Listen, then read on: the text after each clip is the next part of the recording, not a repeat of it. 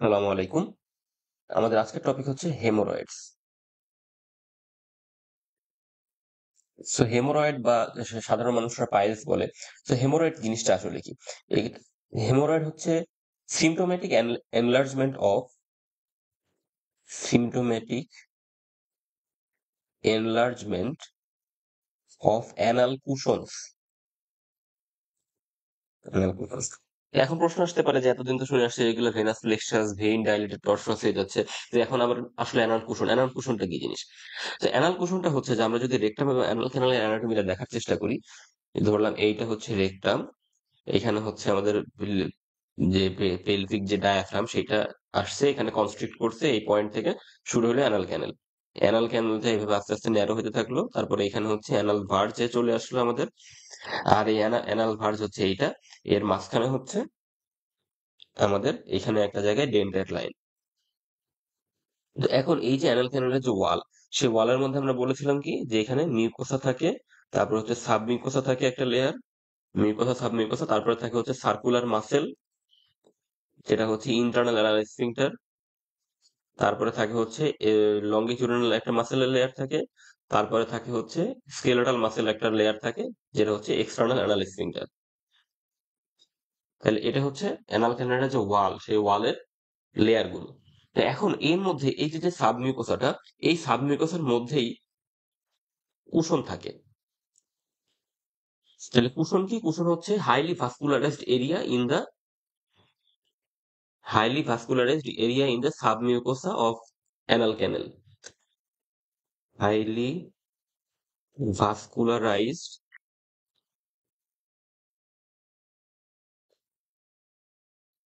areas in the submucosa of the anal canal।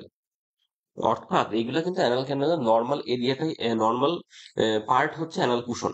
Anal ক্যানালের ওয়ালের মধ্যে কিছু হাইলি ভাস্কুলারাইজ এরিয়া থাকে, সেগুলোকে বলা হয় অ্যানাল কুশন। সো এই অ্যানাল কুশনের মধ্যে হাইলি ভাস্কুলার যেহেতু বলা, তাহলে এর মধ্যে কি থাকবে? এর মধ্যে থাকবে ব্লাড ভেসেল। সো এই অ্যানাল কুশনের মধ্যে থাকে হচ্ছে মেইনলি ভেনিউলস থাকে, ক্যাপিলারিস থাকে, আর থাকে আর্টারিওলস, অর্থাৎ স্মল ব্লাড ভেসেল গুলো থাকে এখানে। এর পাশাপাশি কি থাকে? কানেকটিভ টিস্যু থাকে, যেটা এখানে এটাকে সাপোর্ট দেয়, কানেকটিভ টিস্যু। আর থাকে হচ্ছে smooth muscle fibre, smooth muscle fibres. আর নর্মালি এই নর্মালি আমাদের অ্যানাল ক্যানেলের মধ্যে এই কুশন থাকে হচ্ছে তিনটা, নাম্বার, 3 নাম্বার, এবং এদের লোকেশন ফিক্সড। কোথায় কোথায় থাকে? একটা থাকে হচ্ছে লেফট ল্যাটারাল পজিশনে, তারপরে থাকে হচ্ছে রাইট পোস্টেরিয়র, আর হচ্ছে রাইট অ্যান্টেরিয়র। এখন নর্মালি আমরা যে এক্সামিনেশন করি, ডিআরই করি, সেখানে পেশেন্টকে যে পজিশনে রাখি, পেশেন্টের অ্যান্টেরিয়রলি মিড লাইন বরাবর যেই পয়েন্টটা, সেটাকে বলা হয়, সেটাকে আমরা ও ক্লকের হিসাবে 12 ও ক্লক ধরি।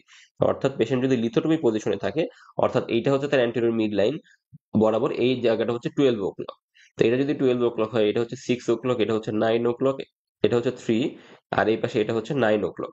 সো এই যে লেফট ল্যাটারাল যেটা, সেটা অ্যাকচুয়ালি এই যে পেশেন্ট এইভাবে শুয়ে আছে এইখানে, তাহলে এইটা হচ্ছে পেশেন্টের লেফট সাইড, এটা হচ্ছে পেশেন্টের রাইট সাইড। তাহলে লেফট ল্যাটারাল পজিশনেরটা কোনটা? 3 ও ক্লক। লেফট ল্যাটারাল হচ্ছে 3 ও ক্লক।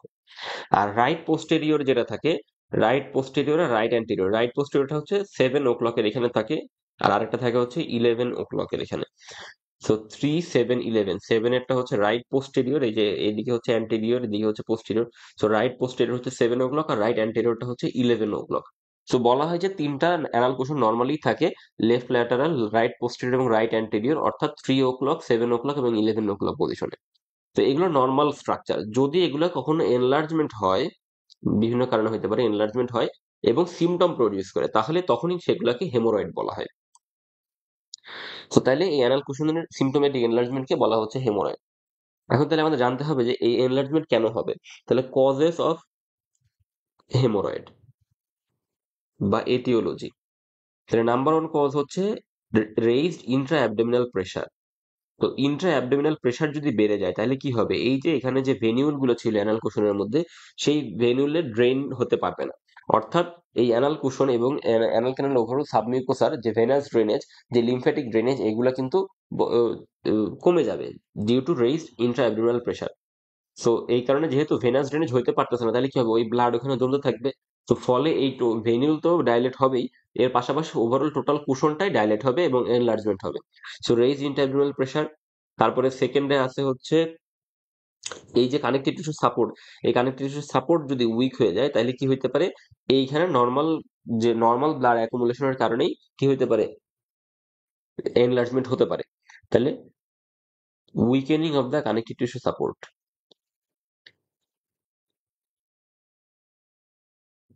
Connective tissue support. আর আরেকটা হচ্ছে পোর্টাল হাইপারটেনশন। তাহলে এই যে রেইজ ইন্টারনাল প্রেশার, এটা কি কারণে হতে পারে?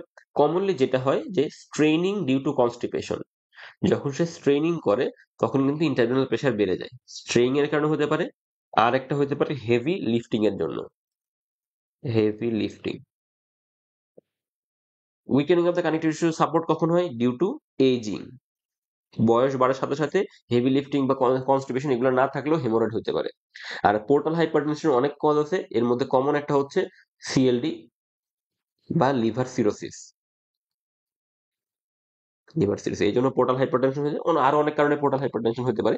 যে কোনো কারণে পোর্টাল হাইপারটেনশন হোক না কেন, তার কারণে ভেনাস প্রেশার বেড়ে যায়, ভেনাস প্রেশার বেড়ে যাওয়ার কারণে ভেনিউল গুলো এনলার্জমেন্ট হবে, ভেনিউল এনলার্জমেন্ট হলে টোটাল কুশনটাই এনলার্জ হবে, তখন সেটা হেমোরয়েড হবে। তাহলে আমরা জানতে পারলাম যে কজ গুলো। এবার আসা যাক, যে বললাম যে সিমটোমেটিক এনলার্জমেন্ট, তাহলে সিমটম গুলো কি কি? So what are the symptoms of haemorrhoid? Symptoms, সিমটমের মধ্যে আমরা যেগুলো পাই সেগুলো হচ্ছে ব্লিডিং, পার রেক্টাল ব্লিডিং পাই আমরা, এবং সেটা fresh, fresh bright red in colour, fresh bright red per rectal bleeding. Mainly patient per rectal bleeding নিয়েই প্রেজেন্ট করে। তাহলে ফ্রেশ ব্রাইট রেড, এর আগে একদিন বলেছে যে ব্রাইট রেড ব্লিডিং কেন হয়, যেহেতু এখানে ভেইন থেকে আসতেছে তারপরও ব্রাইট রেড হচ্ছে। এখানে ব্যাপারটা হচ্ছে যে অ্যানাল ক্যানালের যে ভাস্কুলার যে অ্যানাটমিটা, সেখানে আর্টারি ভেনাস কমিউনিকেশন থাকার কারণে ভেনাস ব্লাডেও অক্সিজেন কনসেন্ট্রেশনটা অনেক বেশি থাকে, এই জন্য ভেনাস ব্লাডের কালারটা ব্রাইট রেড হয়। তো ফ্রেশ ব্রাইট রেড পারেক্টাল ব্লিডিং নিয়ে প্রেজেন্ট করে।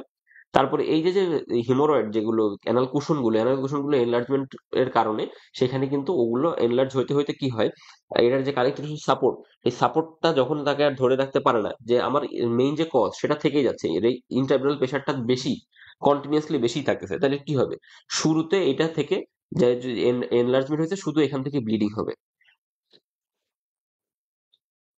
ব্লিডিংটা কেন হয়? ব্লিডিং হয় যে উপরে যে ওভারলাইন যে মিউকোসাটা থাকে, এটা তো সাবমিউকোসার ভিতরে কুশনটা, ওভারলাইন যে মিউকোসা যখন স্টুলটা পাস করে সেই মিউকোসার উপরে যখন ট্রমা হয়, স্টুল পাস করে মিউকাসের উপরে ট্রমা হওয়ার কারণে ওখান থেকে কিন্তু ব্লিডিং হচ্ছে। আর যখন এভাবে কন্টিনিউয়াসলি ইন্ট্রাঅ্যাবডোমিনাল প্রেশারটা বেশি থাকতেছে, তখন কি হইতে পারে, এই অ্যানাল কুশনগুলো ডিসপ্লেস হয়ে নিচে চলে যেতে পারে, অর্থাৎ প্রোলাপস হইতে পারে, প্রোলাপসড হেমোরয়েড। সো সিমটমের মধ্যে কি আসতে পারে, মেইনলি হচ্ছে ব্রাইট রেড পাররেক্টাল ব্লিডিং। আর যদি প্রোলাপস হয়ে যায় সেক্ষেত্রে সে প্রোলাপসের সিমটম বলবে যে something coming down through the anus. আর আরেকটা ব্যাপার হচ্ছে যে এই যে ইনক্রিজ প্রেসার, তারপরে কুশন গুলো নিচে নেমে আসলো, এই জন্য কি হয়, মিউকোসাল ডিসচার্জ হয়, মিউকাস ডিসচার্জটা বেড়ে যায়, এবং এই মিউকাস ডিসচার্জের কারণে, এই মিউকাস ডিসচার্জ বেড়ে যাওয়ার কারণে ইরিটেশন হয়, এবং এই ইরিটেশনের কারণে প্রুরাইটাস ডেভেলপ করে, প্রুরাইটাস। অর্থাৎ মেইন সিমটম হচ্ছে পারেক্টাল ব্লিডিং, এর পাশাপাশি প্রোলাপসের সিমটম নিয়ে আসতে পারে, পেরিয়ানাল ইচিং এর কথা বলতে পারে। তো এই সিমটম গুলো যখন থাকবে, আমি এক্সামিন করে দেখবো যে সেখানে এরকম সোয়েলিং আছে, সেখানে তখন আমরা বলতেছি যে হেমোরয়েড। এখন এই হেমোরয়েডের টাইপ আছে অনেকগুলো, অনেকগুলো না, এক্স্যাক্টলি দুইটা টাইপ আছে হেমোরয়েড, দুই রকম, একটা হচ্ছে ইন্টারনাল হেমোরয়েড, ইন্টারনাল, আর একটা হচ্ছে এক্সটার্নাল। সো ইন্টারনাল আর এক্সটার্নাল কিভাবে পার্থক্য করা হচ্ছে? তো অ্যানাটমি যখন বলা হয়েছে তখন কিন্তু বলেছি যে ডেন্টেড লাইন বলে একটা জায়গা থাকে, যেটা অ্যাকচুয়ালি এমব্রায়োলজিক একটা ডিমার্কেশন হিসেবে কাজ করে। এর উপরের লাইনিং এপিথেলিয়াম একরকম, নিচের লাইনিং এপিথেলিয়াম একরকম। উপরের লাইনিং এপিথেলিয়ামটা কিরকম? উপরের লাইনিং এপিথেলিয়াম হচ্ছে কলামনার, সিম্পল কলামনার, যেটা হচ্ছে রেক্টামেরটাই কন্টিনিউশন। আর নিচেরটা হচ্ছে নন কেরাটিনাইজড স্ট্র্যাটিফাইড স্কোয়ামাস এপিথেলিয়াম। উপরেরটা হচ্ছে ভিসেরাল সাপ্লাই, নিচেরটা হচ্ছে সোমাটিক সাপ্লাই। এই কারণে ডেন্টেড লাইনের উপরে কোনো লেশন হলে সেটা ইউজুয়ালি পেইন হয় না, পেইনলেস। আর ডেন্টাল লাইনের নিচে হইলে সেখানে পেইনফুল হয়। সো এইখান থেকে কিন্তু আমরা পার্থক্যটা করতে পারি যে ইন্টারনাল হেমোরয়েড হচ্ছে above the dentate line, above the dentate line. আর এক্সটার্নালটা হচ্ছে বিলো, বিলো ইট। সো যেহেতু ডেন্টাল লাইনের উপরে হচ্ছে ভিসেরাল সাপ্লাই, সো এই জন্য এই হেমোরয়েড কি হবে? পেইনলেস হবে, পেইনলেস। আর এক্সটার্নাল হেমোরয়েড হবে পেইনফুল। তো এই দুইটা হচ্ছে মূল পার্থক্য। আর এই ইন্টারনাল হেমোরয়েডের মধ্যে আবার সিভিয়ারিটি বেসিসে গ্রেডিং করা হয়েছে। ইন্টারনাল হেমোরয়েডকে চারটা গ্রেডে ভাগ করা হয়েছে: first degree, second degree, third degree আর ফোর্থ ডিগ্রি, এই চারটা ডিগ্রি। ফার্স্ট ডিগ্রিতে বলা হয়েছে যে সেখানে অনলি ব্লিডিং হবে, bleeding is the only problem. Second ডিগ্রিতে ব্লিডিং এর সাথে ব্লিডিং প্লাস প্রোল্যাপস, এখানে প্রোল্যাপসও থাকবে, বাট স্পন্টেনিয়াস রিডাকশন হয়ে যাবে। Spontaneous reduction. রিডাকশন মানে কি? রিডাকশন মানে সে তার নিজের জায়গায় চলে যাবে। অর্থাৎ এখানে তার যে কানেকটিভ টিস্যুর যে সাপোর্টটা ছিল সেই সাপোর্টটা পুরোপুরি নষ্ট হয় নাই, কিন্তু যখন ইন্ট্রা অ্যাবডোমিনাল প্রেশারটা অনেক বেশি বেড়ে যায় ডিউরিং স্ট্রেইনিং, অর্থাৎ ডিউরিং ডেফিকেশন, যখন সে স্ট্রেইন করে তখন এই প্রেশারটা এই কানেকটিভ টিস্যুর সাপোর্টটাকে এক্সিড করে যায়, তখনই এটা প্রোলাপস হয়ে নিচে চলে আসে। তারপর যখন স্টুলটা পাস করে চলে যায় তখন ইন্ট্রা অ্যাবডোমিনাল প্রেশার আবার নর্মাল হয়ে যায়, স্পন্টেনিয়াসলি এটা কিন্তু ভিতরে চলে যায়। অর্থাৎ স্পন্টেনিয়াস রিডাকশন যখন হবে তখন সেটা হচ্ছে সেকেন্ড ডিগ্রি। এরপরে আস্তে আস্তে কি হবে? কানেকটিভ টিস্যুটা আস্তে আস্তে উইক হতে থাকবে এইরকম রিপিটেড স্ট্রেনিং এর কারণে। উইক হতে থাকলে তখন কি হবে? তখন ব্লিডিং তো থাকবেই, প্রোলাপসও থাকবে, কিন্তু স্পন্টেনিয়াসলি রিডাকশন হবে না। তখন ম্যানুয়াল রিডাকশন লাগবে, নিজে হাত দিয়ে এটাকে রিডিউস করলে তখন সেটা ভিতরে যাবে। রিডিউস করলে ভিতরে গিয়ে থাকবে, কারণ এখনো কানেকটিভ টিস্যুটা কিছু পরিমাণ স্ট্রেংথ বাকি আছে। যখন ওই কানেকটিভ টিস্যু সাপোর্টের স্ট্রেংথ টোটালি কিছুই থাকবে না, তখন কি হবে? তখন ম্যানুয়ালিও আমি যদি উপরে উঠিয়ে দিই সেটা সেই জায়গায় থাকবে না, সেটা নিচেই বাইরেই চলে থাকবে। অর্থাৎ সেটা তখন হয়ে গেল পার্মানেন্ট প্রোল্যাপস। পার্মানেন্ট প্রোলাপসটা হচ্ছে ফোর্থ ডিগ্রি, ফোর্থ ডিগ্রি। তাহলে first degree, second degree, third degree আর ফোর্থ ডিগ্রি, এই চারটা ডিগ্রি হচ্ছে ইন্টারনাল হেমোরয়েডের।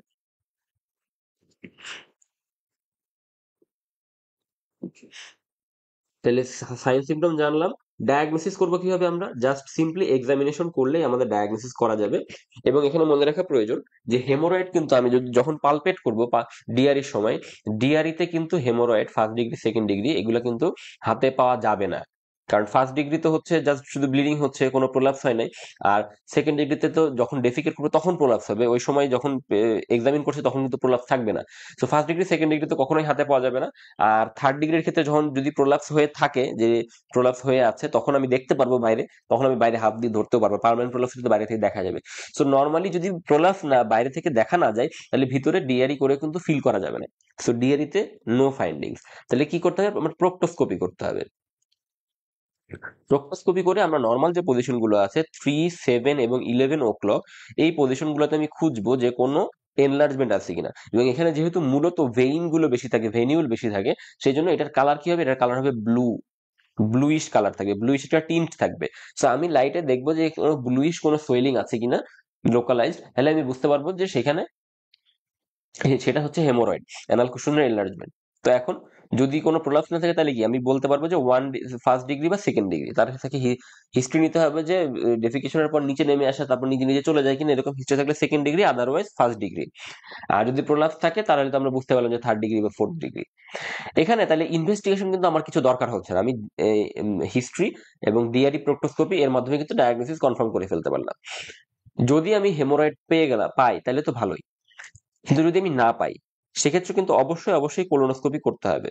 ইভেন হেমোরয়েড পেয়ে গেলেও কোলোনোস্কোপি করতে হবে যে ফার্দার উপরে আমার অন্য কোনো লেশন আছে কিনা, কারণ যে কোনো কোলোরেক্টাল কার্সিনোমাতেই কিন্তু পাররেক্টাল ব্লিডিং হতে পারে। হইতে পারে যে তার হেমোরয়েডও আছে সাথে কোলোরেক্টাল কার্সিনোমা আছে, so colonoscopy is a must. অবশ্যই কোলোনোস্কোপি করতে হবে two exclude any kind of colorectal carcinoma.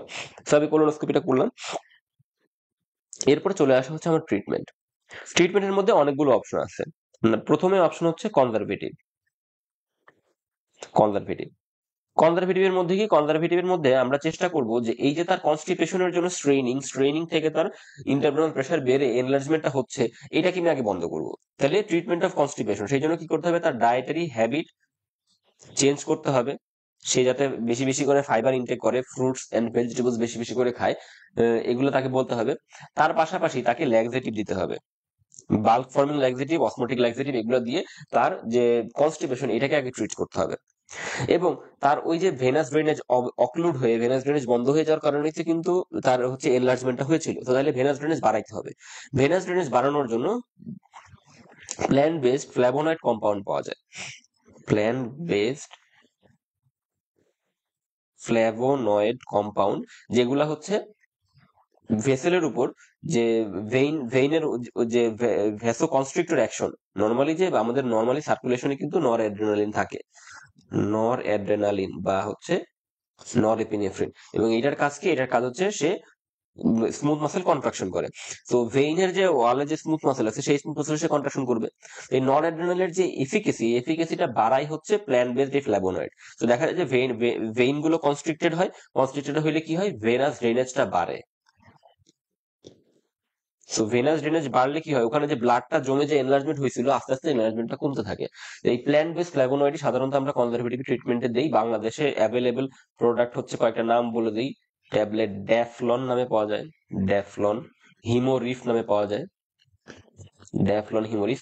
এইগুলো সাধারণত আমরা দিয়ে থাকি আহ, দিনে দুইটা করে, দিনে দুইটা করে 1 মাস এরকম আমরা ট্রিটমেন্ট দিয়ে থাকি। সো কনজারভেটিভ দিলে অনেক ক্ষেত্রেই কিন্তু ফার্স্ট ডিগ্রি সেকেন্ড ডিগ্রি ভালো হয়ে যায়। তবে ফার্স্ট ডিগ্রি সেকেন্ড ডিগ্রিতে যদি কনজারভেটিভ ভালো না হয়, সেক্ষেত্রে লোকাল কিছু প্রসিডিউর আছে। লোকাল প্রসিডিউরস মানে এখনো অপারেটিভে যাচ্ছি না, লোকাল প্রসিডিউরস এর মধ্যে কি আছে, দুইটা প্রসিডিউর আছে। একটা হচ্ছে ইনজেকশন স্ক্লেরোথেরাপি। ইনজেকশন স্ক্লেরোথেরাপি, এখানে কি করা হয়, এখানে দেওয়া হয় ইনজেকশন অফ 5% ফেনল। 5% ফেনল যদি হেমোরয়েডাল প্লেক্সাস বা এই যে অ্যানাল কুশন তার ভিতরে ইনজেক্ট করা হয়, তখন কি হয়, এটা ফাইব্রোসিস করে ওখানে। ওখানে ফাইব্রোসিস করার কারণে ওই যে ভাস্কুলার চ্যানেল গুলো থাকে, সেই চ্যানেল গুলো সব ফাইব্রোসিস এর কারণে বন্ধ হয়ে যায়, অবলিটারেট হয়ে যায়, এবং সেখানে একটা স্কার ফর্মেশন হয়। এবং সেই স্কারটা কি করে, স্কারটা সারাউন্ডিং বাকি যে কুশন গুলো আছে যেগুলো এনলার্জ হয়নি, সেগুলোকে একটা সাপোর্ট দেয়। তাহলে এখানে মূল উদ্দেশ্য হচ্ছে ফাইব্রোসিস ইনডিউস করা। সেকেন্ড যে অপশনটা আছে সেটা হচ্ছে রাবার ব্যান্ড লাইগেশন। এখানে রাবার ব্যান্ড দিয়ে লাইগেট যখন করে দেওয়া হয়, রাবার ব্যান্ড লাইগেশন করলে ধরা যাক যে এইটা হচ্ছে আমার একটা ওয়াল, এই ওয়াল থেকে এরকম কুশনটা এনলার্জ হয়ে আছে এখানে। তো এখানে যদি আমি রাবার ব্যান্ড দিয়ে দিই, রাবার ব্যান্ড দিয়ে টাইট করে বেঁধে দিলাম, বেঁধে দিলে কি হবে, এর ব্লাড সাপ্লাইটা হ্যাম্পার হবে, এবং এই এক্সট্রা অংশটা, বাইরের অংশটুকু কি হবে, ইসকেমিক নেক্রোসিস হয়ে স্লাফ আউট হয়ে বের হয়ে চলে যাবে। এই স্লাফ আউট হয়ে বের হয়ে চলে গেলো, তখন ওইখানে যেহেতু একটা ইনজুরি করলাম, এখানে ইনফ্লামেশন হবে, হিলিং হবে। হিলিং প্রসেসে কি হবে, আলটিমেটলি ফাইব্রোসিস হবে। সো ওভারঅল এই দুইটা দুইটা লোকাল প্রসেসেরই আলটিমেট গোল হচ্ছে ইনডিউস করা ফাইব্রোসিস। তো যখনই ফাইব্রোসিস হবে, ওই ফাইব্রাস টিস্যু যে যে কোলাজেন গুলো তৈরি হবে, সেই কোলাজেন গুলো এবং যে ফাইবার গুলো, তারা হচ্ছে সারাউন্ডিং আদার যে কুশন গুলো আছে সেগুলোকে একটা সাপোর্ট দিবে, তাহলে ফার্দার আর হেমোরয়েড হবে না। এবং এটার পাশাপাশি কিন্তু তাকে ওই যে আন্ডারলাইং যে কজ, সেটা কিন্তু ট্রিটমেন্ট করতে হবে। কনস্টিপেশন যদি আমি রিলিজ না করি, তার কিন্তু আবার হেমোরয়েড হবে। এরপরে নাম্বার 3-তে আসতে হচ্ছে অপারেটিভ। অপারেটিভের মধ্যে দুইটা অপশন আছে। একটা হচ্ছে স্ট্যাপলড হেমোরয়েডোপেক্সি, হেমোরয়েডোপেক্সি, আর আরেকটা হচ্ছে হেমোরয়েডেক্টমি, হেমোরয়েডেক্টমি। তো এই হেমোরয়েডেক্টমি এটা ওপেন মেথডেও করা যায়, ওপেন টেকনিকে করা যায়, ক্লোজ টেকনিকেও করা যায়। ওপেন টেকনিকে যেটা করা হয় সেটার নাম হচ্ছে মিলিগান মর্গান অপারেশন। দুইটাই মিলিগান মর্গান অপারেশন, যেটা হচ্ছে ওপেন হেমোরয়েডেক্টমি।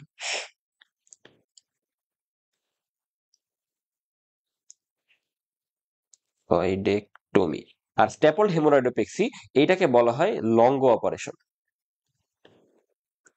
লঙ্গো অপারেশন, এখানে কি হয়, এখানে একটা সার্কুলার স্ট্যাপলিং ডিভাইস, আলাদা একটা ডিভাইস লাগে, সেই ডিভাইসের মাধ্যমে অপারেশনটা করা হয়। এখানে ওভারঅল মিউকোসা সাব মিউকোসাটা ওই জায়গা থেকে তুলে নিয়ে আসা হয়। মিউকোসা সাবমিউকোসা তুলে নেওয়া হয় এবং ডিভাইস দিয়ে শুধু করা হয়, এই জন্য ডিভাইস দিয়ে করা হয় লেস পেইনফুল এবং কুইকার রিকভারি অ্যাচিভ করা যায় এটাতে। সো ওভারঅল এই অপশন গুলো আছে। তো অপারেটিভে আমি কখন যাব আর কখন লোকাল গুলোতে স্টিক করব? অপারেটিভে আমি শুরুতেই তো কনজারভেটিভ কাদেরকে দিব? কনজারভেটিভ দিব হচ্ছে কনজারভেটিভ বা লোকাল, এগুলোতে যাবো আমরা ফার্স্ট ডিগ্রি আর সেকেন্ড ডিগ্রি হলে কনজারভেটিভ ট্রাই করব, না হলে লোকাল প্রসিডিউর ট্রাই করব। যদি এই কোনোটাতেই না হয় তখন আমাকে অপারেটিভে যাইতেই হবে। আর থার্ড ডিগ্রি ফোর্থ ডিগ্রির ক্ষেত্রে আমি শুরুতেই অপারেটিভে যাব। আর যদি এমন হেমোরয়েড হয় যে হেমোরয়েডে ব্লিডিং হইতে হইতে অ্যানিমিয়া হয়ে গেছে, সেক্ষেত্রেও অ্যানিমিয়া হয়ে গেলে আগে আমরা অ্যানিমিয়া কারেকশন করব, কারেক্ট করার পর আমরা অপারেটিভ প্রসিডিওরে যাব। তবে সেক্ষেত্রে সাধারণত হেমোরয়েডের ব্লিডিং থেকে অ্যানিমিয়া হয় না।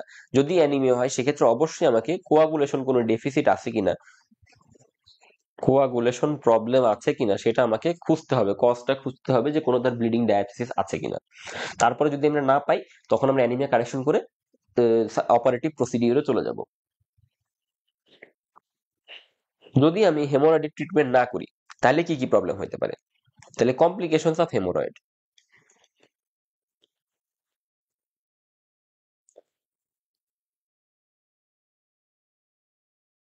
কমপ্লিকেশনস অফ হেমোরয়েডস, এই যে যেহেতু কি হচ্ছে যত যত সময় যাবে আস্তে আস্তে কিন্তু হেমোরয়েড গুলো প্রোলাপস হতে থাকবে। এবং এই যে হেমোরয়েড যখনই প্রোলাপস হয়, প্রোলাপস হইলে কিন্তু হেমোরয়েড তার যে নর্মাল যে পজিশনে ছিল সেখানে খুব সুন্দর ব্লাড ভেসেল দিয়ে ব্লাড সাপ্লাই পাচ্ছিল। এখন প্রোলাপস যখন হইলো ব্লাড সাপ্লাই কিন্তু তা হ্যাম্পার হয়, blood supply impaired. So impaired blood সাপ্লাইয়ের কারণে কি হয়, সেখানে নেক্রোসিস ডেভেলপ করে। নেক্রোসিস হইলে এই যে ইম্পেয়ার যখন ব্লাড সাপ্লাই হয়ে গেল তখনই সেটাকে আমরা কি বলতেছি, ইম্পেয়ার ব্লাড সাপ্লাই নেক্রোসিস। এই ঘটনাটাকে আমরা বলতেছি স্ট্র্যাঙ্গুলেশন, স্ট্র্যাঙ্গুলেশন। তারপর একসময় কি হয়, এটা স্ট্র্যাঙ্গুলেশন হচ্ছে তাহলে এটা একটা কমপ্লিকেশন। তারপর আরেকটা হইতে পারে থ্রম্বোসিস হয়ে যায়, নেক্রোসিসের পরে সেটা এই যে ভেসেল যে হেমোরয়েডটা আছে সেটা থ্রম্বোজড হয়ে যেতে পারে, তাহলে স্ট্র্যাঙ্গুলেশন থ্রম্বোসিস। তারপরে এই নেক্রোসড এরিয়া থেকে সেখানে কি হইতে পারে, আলসারেশন ডেভেলপ করতে পারে, আলসারেশন। তারপরে নেক্রোসিস আরো চলতে থাকলে সেখানে গ্যাংগ্রিন হতে পারে। এইরকম হয়ে গেলে যেহেতু সেখানে একটা ডিফেক্ট তৈরি হবে, গ্যাংগ্রিন টোটালি ইনফেক্টেড, এই ইনফেকশন ওখান থেকে ব্লাডের মাধ্যমে এই ব্লাডের সাথে তো portal system connected. So portal system যেহেতু কানেক্টেড সেখানে পোর্টাল সার্কুলেশনে যখন ইনফেকশন চলে যাবে সেটাকে আমরা বলতেছি পোর্টাল পাইএমিয়া। সো আমি যদি হেমোরয়েড ট্রিটমেন্ট না করি সেখানে স্ট্র্যাঙ্গুলেশন হতে পারে, থ্রম্বোসিস হতে পারে, নেক্রোসিস হয়, আলসারেশন, গ্যাংগ্রিন এবং আলটিমেটলি পোর্টাল পাইএমিয়া হতে পারে। সো এই জন্য হেমোরয়েডের ট্রিটমেন্ট কিন্তু করতে হবে। এখন আমি হেমোরয়েড ট্রিটমেন্ট করতে গিয়ে সার্জারি করলাম, সার্জারি করলে কি কমপ্লিকেশন হতে পারে? Complications of haemorrhoid surgery. তার আগে বলে নেই, উপরে যে আমরা দেখলাম যে থ্রম্বোসড হয়ে গেছে বা স্ট্র্যাঙ্গুলেশন হয়ে গেছে, আলসার হয়ে গেছে, এগুলো হলে আমরা কি করব? যদি স্ট্র্যাঙ্গুলেশন, থ্রম্বোসিস এগুলো হয় তখন পেশেন্ট আসলে কিভাবে প্রেজেন্ট করে? পেশেন্ট প্রেজেন্ট করে যে অনেক পেইনফুল একটা কন্ডিশন নিয়ে প্রেজেন্ট করে, থ্রম্বোসিস হয়ে আছে, স্ট্র্যাঙ্গুলেশন, যেহেতু এখানে নেক্রোসিস হচ্ছে, ইমপেন্ডিং নেক্রোসিস, ওই অবস্থায় কিন্তু স্ট্র্যাঙ্গুলেশন আর থ্রম্বোসিসটা হয়। যখন নেক্রোসিস হয়ে গেল তখন কিন্তু আলসারেশন ডেভেলপ করে, গ্যাংগ্রিন ডেভেলপ করে। So এখনো নেক্রোসিস হয় নাই, তো অর্থাৎ ওই জায়গাটা টিস্যুটা কিন্তু ভায়াবল। তো এখানে আমার ম্যানেজমেন্ট হবে কনজারভেটিভ। কনজারভেটিভ কি ম্যানেজমেন্ট? পেইন যেহেতু আছে তাকে আমি অ্যানালজেসিক দিব, অ্যানালজেসিক, এবং তাকে কোল্ড স্যালাইন প্যাকিং করা হয়, cold saline pack. Cold saline pack দিলে কি হয়, ওই কোল্ড এর কারণে ওখানে যে ভেসেল গুলো যে ডাইলেট হয়ে আছে, সেই ভেসেলটা যে এনগর্জড হয়ে আছে সেগুলো আস্তে আস্তে কনস্ট্রিক্ট হয়ে এই থ্রম্বোসিস থেকে রিলিফ পায়। সো কোল্ড স্যালাইন প্যাক দিব এবং ল্যাক্সেটিভ দিব।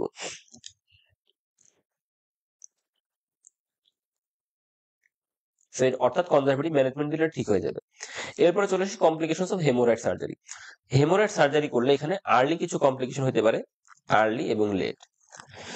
দুই আর্লি লেট দুই ক্ষেত্রেই ব্লিডিংটা আমাদের খুব মাথায় রাখতে হয়, কারণ হেমোরয়েড নিজেই তো ওর ভিতরে কন্টেন্টই হচ্ছে ব্লাড ভেসেল, তো এখানে ব্লিডিং এর রিস্ক অনেক বেশি। সো আর্লিতে যেটা হয় রিয়াকশনারি হেমোরেজ হতে পারে, রিয়াকশন, লেটে হতে পারে সেকেন্ডারি হেমোরেজ। সো অপারেশন করার পরে কিন্তু খুব সুন্দরভাবে প্যাকিং করে দেওয়া হয় যাতে ব্লিডিং এর চান্সেস কমে যায়। তারপরেও ব্লিডিং যদি হয় সেক্ষেত্রে কি করতে হবে? সেক্ষেত্রে হচ্ছে ওটিতে নিয়ে আবার আন্ডার ডিরেক্ট ভিশন ওই যে ব্লাড যেখান থেকে ব্লিডিং হচ্ছে সেখানে কটারাইজেশন করা লাগতে পারে, বা হচ্ছে ভেসেল লাইগেট করা লাগতে পারে। তো এটা হচ্ছে আর্লি লেটার মধ্যে হেমোরেজ। এছাড়া আর্লিতে আরো বেশ কিছু কমপ্লিকেশন আছে, যেমন হচ্ছে পেইন। পেইন থাকতে পারে। পেইনের জন্য কি দেওয়া যেতে পারে? অ্যানালজেসিক দেওয়া যেতে পারে, opioid analgesic, local anaesthetic agent দেওয়া যেতে পারে। ইউরিনারি রিটেনশন ডেভেলপ করতে পারে, এটার জন্য ক্যাথেটারাইজেশন করলেই হবে, ইউরিনারি রিটেনশন। আর লেটের ক্ষেত্রে হেমোরেজের পাশাপাশি আর যেটা হইতে পারে, আশেপাশে ইনজুরি যদি হয় ইনঅ্যাডভার্টেন্ট, তাহলে অ্যানাল স্ট্রিকচার ডেভেলপ করতে পারে। যে যদি বেশি ইনজুরি হয়ে গেল, তাহলে কি হবে, ওই জায়গায় হিলিং হয়ে ফাইব্রোসিস হয়ে গিয়ে অ্যানাল স্ট্রিকচার ডেভেলপ করবে। আর যদি হচ্ছে স্ফিংটারে ইনজুরি হয়, তাহলে ইনকন্টিনিউয়াস ডেভেলপ করতে পারে। তো এখন এই যে অ্যানাল স্ট্রিকচার, স্ট্রিকচার আমরা কিভাবে প্রিভেন্ট করতে পারি? অ্যানাল স্ট্রিকচার হইতে অনেকদিন সময় লাগে। তো এই জন্য যেটা করা হয় যে সার্জারি করার পরে 3 থেকে 4 সপ্তাহ পর, অর্থাৎ 1 মাস পর পেশেন্ট আবার আসবে ফলো আপে। তখন তার আমি আবার রেকটাল এক্সামিনেশন করবো, অর্থাৎ আগে আমি আবার ডিআরই এন্ড প্রোক্টোস্কোপি করব। ডিআরই প্রোক্টোস্কোপি করলেই কিন্তু আমি বুঝতে পারবো যে তার আসলে অ্যানাল যে ওপেনিংটা, সেই ওপেনিংটা আগের চেয়ে ছোট হয়ে গেছে কিনা, বা অ্যাবনর্মালি স্মল মনে হয় কিনা, অর্থাৎ অ্যানাল স্টেনোসিস ডেভেলপ করতেছে কিনা।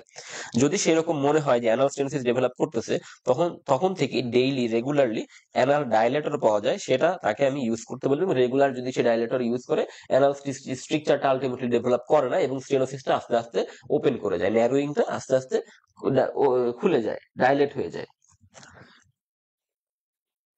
সো এটা হচ্ছে কমপ্লিকেশন অফ হেমোরয়েড সার্জারি এবং তাদের ম্যানেজমেন্ট।